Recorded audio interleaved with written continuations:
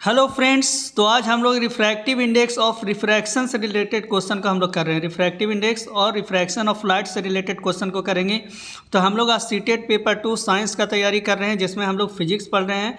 Previous year question हम लोग कर रहे हैं टॉपिक वाइज। तो हम लोग उस टॉपिक में आज हम लोग का refraction and refractive index, concave lens, convex lens. तो देखिए पहला क्वेश्चन यहाँ पे क्या कर रहा है, प्रकाश वायु से प्रवेश करके क्रमशः निम्नलिखित माध्यमों से गुजरते हुए बाहर निकलती है। वायु से आई और ये सब सारे माध्यम में जा रही है प्रकाश की किरण। तो पहला यहाँ पे क्या है, अपवर्तनांक कितना है, तो पहला का अपवर्तनांक है 1.5, 1.26, 1.33, 1 और 2। तो देखते हैं आगे क्वेश्चन क्या कह रहा है, वो हम लोग समझते हैं। तो ये कह रहा है निम्नलिखित में से कौन सा प्रकाश के वेग में होने वाले परिवर्तन के सही क्रम को दर्शाता है। तो देखिए यहाँ पे सही क्रम को कौन सा दर्शाता है वो बता रहा है यहाँ पे। तो यहाँ पे जो प्रकाश की किरण है, तो हम लोग क्वेश्चन तो पीछे रह गया, चलिए देखते हैं कि मतलब उसका वेग बढ़ेगा या घटेगा, इससे रिलेटेड क्वेश्चन है। तो देखिए वायु से यदि किसी माध्यम में जा रहा है तो वायु का जो रिफ्रैक्टिव इंडेक्स होता है वो 1 होता है, एयर का 1 होता है। तो उससे अगर किसी और माध्यम में जा रहा है, डेंसर मीडियम में जाएगा, तो नॉर्मली 1 से ज़्यादा ही होता है सारा मीडियम का। तो 1 से ज़्यादा जाएगा तो उसका क्या होगा, वेग जो है वो क्या होगा, घटेगा। तो वेग उसका घटेगा। तो यहाँ पे देखिए, यहाँ पे दिया हुआ है। हाँ, ये थोड़ा सा सोल्यूशन को हम लोग देखते हैं, क्योंकि क्वेश्चन को हमको फिर पीछे जाना पड़ेगा। तो इसमें यहाँ पे क्या कर रहा है, सबसे पहले 1.5 है, तो ये हवा से ज़्यादा है। तो हवा से ज़्यादा है तो इसमें क्या होगा, ये घटेगा। इसमें वेग का मान क्या होगा, घटेगा। और 1.26 कह रहा है तो इसमें कह रहा है बढ़ेगा, जबकि वायु का, अच्छा पहले यहाँ पर घटा और फिर, अच्छा ये सारे से होते हुए जा रहा है। पहले वायु से इसमें गया, 1.5 वाला में गया, तो वायु से 1.5 वाला में गया तो उसका वेग घटा, और फिर 1.26 हो गया। तो 1.26 लगातार वो उसी में जाते जा रहा है। तो 1.26 वाला मीडियम में जा रहा है तो इसमें क्या होगा, पहले से थोड़ा सा क्या होगा, बढ़ेगा, ठीक होगा। फिर यहाँ पे थोड़ा सा ज़्यादा अपवर्तनांक वाला आ गया तो फिर क्या होगा, घटेगा। फिर यहाँ पे अपवर्तनांक कम हो गया तो क्या हो गया, बढ़ेगा। फिर अपवर्तनांक बढ़ गया तो क्या हो गया, घट गया। तो अपवर्तनांक यदि बढ़ेगा तो वेग घटेगा, अपवर्तनांक घटेगा तो वेग बढ़ेगा। तो इस तरह से आपको यहाँ पे सलूशन, थोड़ा सा ये क्वेश्चन कॉम्प्लिकेटेड होगा, आपको समझने में बहुत टाइम लगेगा, लेकिन ये इस तरह का क्वेश्चन पूछा आपका सीटेट 2022 का पूछा हुआ क्वेश्चन है। तो यहाँ पे ए नंबर ऑप्शन यहाँ पे क्या है, करेक्ट है। तो आप देख सकते हैं कि यहाँ पे जो करेक्ट है वो ए नंबर ऑप्शन, यहाँ पे ये करेक्ट होगा आपका, ए नंबर ऑप्शन ये करेक्ट होगा। चलिए अगला क्वेश्चन क्या कर रहा है, हवा से तेल में गति करने वाली प्रकाश की किरण के लिए निम्नलिखित में से कौन सा कथन सत्य है। तो हवा से किस में जा रहा है, तो तेल में जा रहा है। तो हवा से तेल लेने जा रहा है, तेल में जाओ तेल लेने, ठीक है, कोई बात नहीं। तो हवा से तेल में गया तेल लेने, तो उसका क्या होगा, रिफ्रैक्टिव इंडेक्स तो तेल का ज़्यादा होगा हवा से। तो प्रकाश की गति कम हो जाती है और किरण अभिलंब की ओर झुक जाती है। तो प्रकाश की गति तो कम हो जाएगी, ठीक है, और किरण अभिलंब की ओर मुड़ जाएगी। हाँ, ये भी सही है। तो ये ए नंबर ऑप्शन हमको यहाँ पे क्या है, करेक्ट लग रहा है, सही है कि प्रकाश की गति कम हो जाएगी और किरण अभिलंब की ओर मुड़ जाएगी। क्योंकि विरल माध्यम से सघन माध्यम में जब प्रकाश की किरण जाता है तो वो अभिलंब की ओर मुड़ जाती है। विरल माध्यम में और सघन माध्यम में जाता है तो वो क्या होता है, अभिलंब की ओर मुड़ जाती है। ये ज़्यादा एंगल बना रहा है, यहाँ कम एंगल बना रहा है, तो वह अभिलंब की ओर मुड़ जाती है। तो ये नंबर ऑप्शन यहाँ पे करेक्ट होगा आपका। चलिए अगला क्वेश्चन क्या कर रहा है कि जब प्रकाश वायु से पानी में गमन करता है, वायु से किस में जा रहा है, तो पानी में जा रहा है, तो प्रकाश के लिए नीचे दिया गया कौन सा एक कथन सत्य होगा। तो प्रकाश वायु से किस में जा रहा है, तो एयर से वाटर में जा रहा है, तो दिए गए कथन में से कौन सा कथन सत्य होगा। तो एयर से वाटर में जा रहा है तो श्योर है कि उसका जो वेलोसिटी है वो कम होगा। तो वेलोसिटी क्या होगा, कम होगा।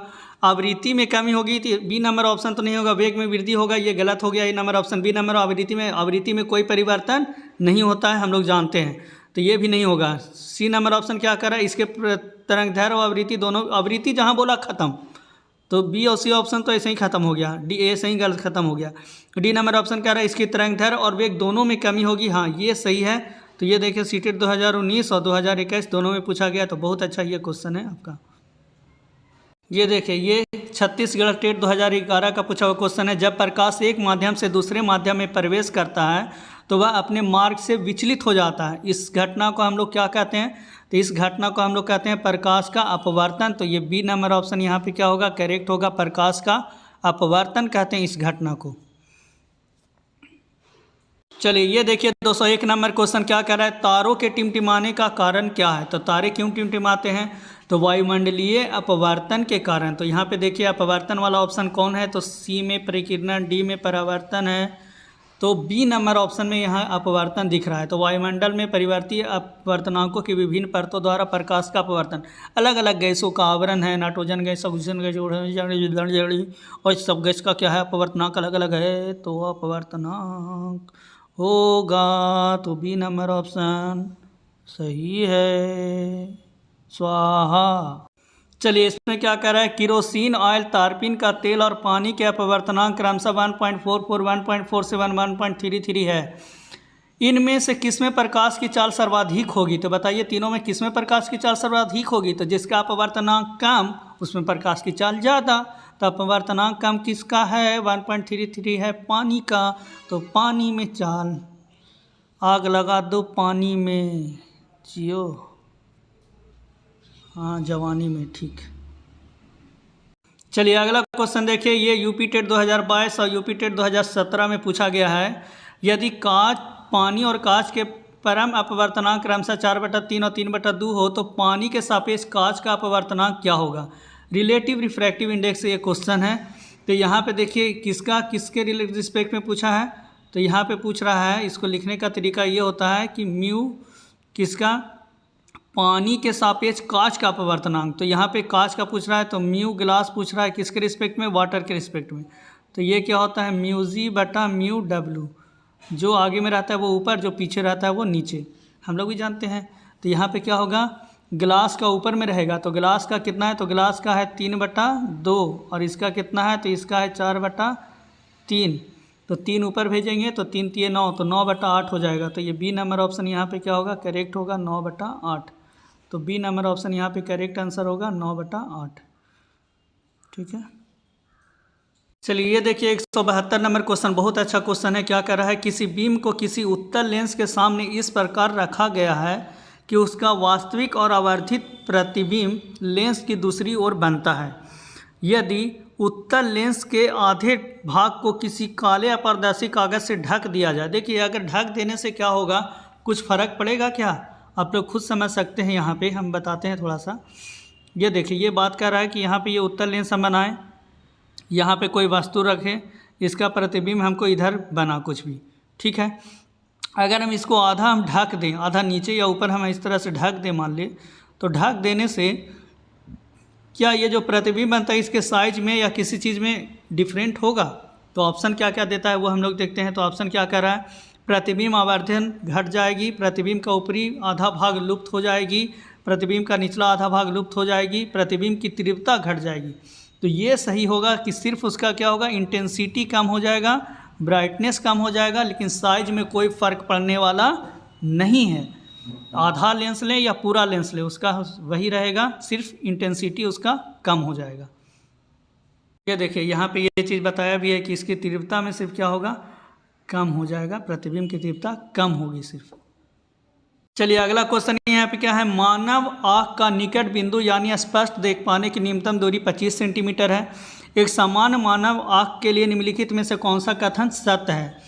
तो यहाँ पे रेटिना पर बनने वाला प्रतिबिंब के बारे में बता रहा है। तो बताइए मानव नेत्र जो है उसका नेत्र लेंस कौन सा लेंस होता है, तो उत्तल लेंस। और उत्तल लेंस क्या करता है, किसी भी वस्तु का कैसा प्रतिबिंब बनाता है, तो ये उत्तल लेंस जो है वो उल्टा प्रतिबिंब बनाता है। अगर फोकस के अंदर रहता है तो हम लोग उतना नज़दीक से तो नहीं देखते हैं किसी वस्तु को कि आँख का फोकस के नज़दीक ला के देखें, तो वो बहुत मुश्किल है आँख के फोकस के अंदर लाना।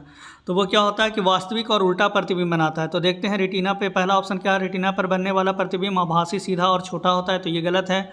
रेटिना पर बनने वाला प्रतिबिंब वास्तविक उल्टा और छोटा होता है, बी नंबर ऑप्शन ये सही हो सकता है। रेटिना पर बनने वाला प्रतिबिंब वास्तविक उल्टा और बड़ा होता है, रेटिना पर बनने वाला प्रतिबिंब आभासी सीधा और बड़ा होता है, तो ये बी नंबर ऑप्शन यहाँ पे सही होगा। रेटिना पर बनने वाला प्रतिबिंब वास्तविक उल्टा और छोटा होता है, क्योंकि हम लोग दूर रखे हुए वस्तु को देखते हैं, तो ये बी नंबर ऑप्शन सही होगा। चलिए इसमें क्या करा, एफ फोकस दूरी वाले उत्तल लेंस के सामने वस्तु को कहाँ रखा जाए कि उसका वास्तविक एवं बड़ा प्रतिबिंब प्राप्त हो सके। तो एफ फोकस दूरी वाले उत्तल लेंस के सामने वस्तु को कहाँ रखेंगे कि वास्तविक एवं बड़ा प्रतिबिंब बनेगा। तो वास्तविक एवं बड़ा प्रतिबिंब कब बनता है, तो यहाँ पे 2f के अंदर, मतलब 2f के अंदर रखेंगे तो ये वास्तविक और बड़ा प्रतिबिंब बनता है, क्योंकि अनंत पे रखते हैं तो उसका छोटा प्रतिबिंब बनता है, फिर अनंत और 2f के बीच में रखते हैं तो उसका भी छोटा प्रतिबिंब बनता है। और यहाँ पे वास्तविक और बड़ा बोल रहा है तो बड़ा कब बनना शुरू होता है, 2f पे रखते हैं तो बराबर प्रतिबिंब बनता है। आप लोग अपना माइंड में रियलाइज़ कीजिएगा, जो लोग पढ़े हैं उनको सारा चीज़ रियलाइज़ होगा। तो यहाँ पे क्या होगा, 2f और f के बीच में होगा, तो ये क्या होगा ऑप्शन नंबर, ये छत्तीसगढ़ टेट में पूछा है, सीटेट में नहीं पूछा है। तो ये नंबर ऑप्शन यहाँ पे क्या है, करेक्ट है। फिगर भी आप देख सकते हैं यहाँ पे f और 2f के बीच में। इसमें क्या कर रहा है, एक लेंस को सरल सूक्ष्मदर्शी की तरह उपयोग करने वाले व्यक्ति को दिखाई देता है। तो सरल सूक्ष्मदर्शी जो स्मून बॉक्स में होता है, सरल सूक्ष्मदर्शी, उसका उपयोग हम लोग करते हैं तो कैसा प्रतिबिंब बनता है। तो सरल सूक्ष्मदर्शी जो होता है वो फोकस के अंदर, हम लोग नज़दीक ले जा करके लेटर को देखते हैं, पढ़ते हैं, तो वो क्या होता है कि मतलब फोकस के अंदर वस्तु को रखते हैं। तो फोकस के अंदर जब वस्तु को रखते हैं तो उत्तल लेंस क्या बनाता है, उत्तल लेंस होता है सरल सूक्ष्मदर्शी में, तो वो क्या बनाता है, आभासी और सीधा प्रतिबिंब बनाता है। तो ये डी नंबर ऑप्शन यहाँ पे सही होगा, आभासी और सीधा प्रतिबिंब। तो डी नंबर ऑप्शन में है आभासी और सीधा प्रतिबिंब बनाएगा। चलिए इसमें क्या कर रहा है, f और 2f के बीच रखी वस्तु का उत्तल लेंस द्वारा बना प्रतिबिंब होता है। तो f और 2f के बीच रखा वस्तु होता है तो उत्तल लेंस के द्वारा, अभी जस्ट हम लोग देखे थे कि वास्तविक और क्या होता है, उत्तल लेंस वास्तविक और उल्टा प्रतिबिंब बनाता है। हाँ, वास्तविक और उल्टा होगा ही होगा, ये तो बहुत आसान क्वेश्चन है भाई। उत्तल लेंस है तो f और वास्तविक और उल्टा, बड़ा और छोटा देता तो थोड़ा सा कन्फ्यूजन भी होता। चलिए अगला क्या कर रहा है, यदि आपसे किसी भली भांति प्रकाशित पेंटिंग के प्रतिबिंब को दीवार पर प्रक्षेपित करने के लिए कहा जाए तो आप इस उद्देश्य के लिए निम्नलिखित में से प्रकाशिक युक्तियों में से किसे चुनेंगे, अवतल लेंस, समतल दर्पण, उत्तल लेंस या उत्तल दर्पण। तो देखिए आप लोग देखते होंगे मार्केट में एक बिकता रहता है वहाँ पे कि मोबाइल को आप पीछे रखिए और उसको दीवार पर देखिए, बड़ा आपको दिखाई देगा, या फिर आप मोबाइल को उसके लेंस के बगल से देखिएगा तो आपको वो बड़ा पूरा दिखेगा। तो वो क्या होता है, उत्तल लेंस लगा रहता है, तो उत्तल लेंस क्या करता है, उसको बड़ा दिखाई देगा। तो ये बी नंबर ऑप्शन करेक्ट होगा, उत्तल लेंस। तो ये सीटेट का पूछा हुआ क्वेश्चन है 2012 का, तो उत्तल लेंस यहाँ पे क्या होगा, करेक्ट आंसर होगा। यहाँ पे क्या करा, आपको एक अवतल दर्पण, एक अवतल लेंस तथा एक उत्तल दर्पण तथा एक उत्तल लेंस दिया गया है। किसी बीम का आवर्धित प्रतिबिंब प्राप्त करने के लिए आप उपयोग कर सकते हैं, या तो किसका आप उपयोग करेंगे, कैसा हमको प्रतिबिंब चाहिए, तो बड़ा प्रतिबिंब चाहिए। तो बड़ा प्रतिबिंब कौन सा बनाता है, तो बड़ा प्रतिबिंब जो है, तो यहाँ पे बड़ा प्रतिबिंब कौन बनाएगा, तो अवतल दर्पण अथवा उत्तल लेंस, ये दोनों से क्या होगा, हमको बड़ा प्रतिबिंब दिखेगा। क्योंकि हम लोग अवतल दर्पण में भी क्या करते हैं, अवतल दर्पण होता है तो इसमें अगर हम लोग फोकस के अंदर वस्तु को रखते हैं तो इसका बड़ा प्रतिबिंब यहाँ पे बनता है सीधा, या फिर ये बनता है, या कहीं और रखेंगे तो फिर क्या, तो भी बड़ा प्रतिबिंब बनता है, उल्टा और बड़ा भी बन सकता है। उत्तल लेंस हम लोग देखेंगे तो उत्तल लेंस में भी क्या होता है, बड़ा प्रतिबिंब बनता है। तो यहाँ पे अवतल दर्पण या उत्तल लेंस, यहाँ पे देखिए, अब यहाँ पे अवतल दर्पण और भी कहीं पे दिख रहा है आपको, अवतल दर्पण और भी कहीं पे दिख रहा है, लेकिन अवतल दर्पण और फिर क्या होगा, उत्तल दर्पण है, तो ये नहीं होगा। तो डी नंबर ऑप्शन यहाँ पे क्या होगा, करेक्ट होगा आपका।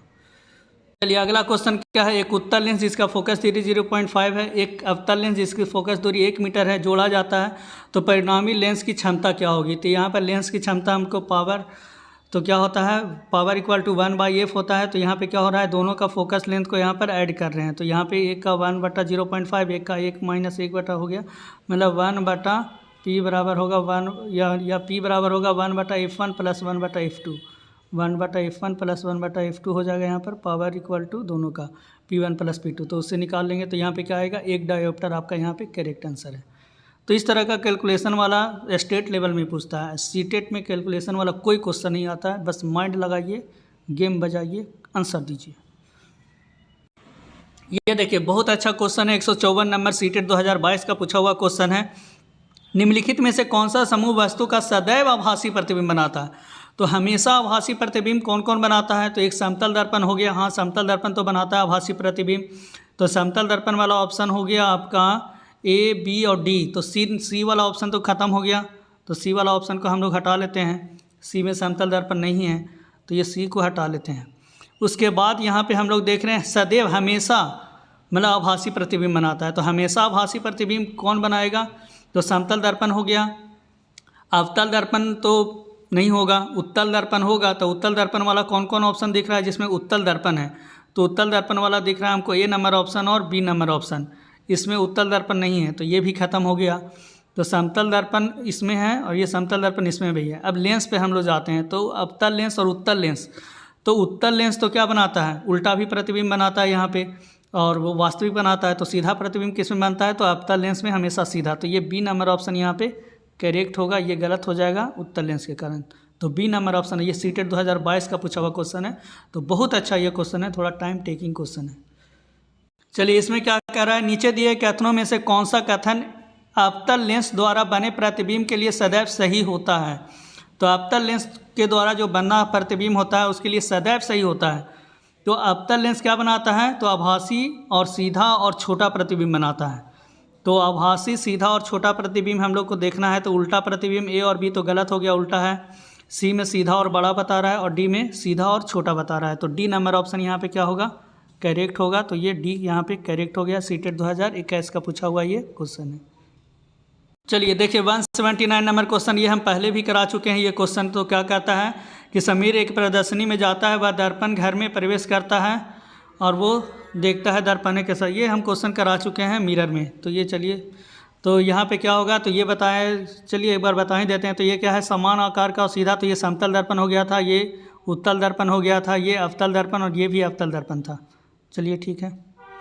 चलिए ये देखिए बहुत अच्छा ये क्वेश्चन है, सीटेट 2011 का पूछा हुआ, बहुत इंपॉर्टेंट, बहुत अच्छा ये क्वेश्चन है। पानी के अंदर वायु का बुलबुला किस तरह का काज करता है। तो पानी के अंदर जो वायु का बुलबुला है वो उत्तल लेंस की तरह काज करता है कि अवतल लेंस की तरह काज करता है, ये है। तो देखिए पानी का बुलबुला जो है वो ऐसे हमको गोल दिखता है, तो आपको लग रहा होगा ये तो उत्तल लेंस की तरह है।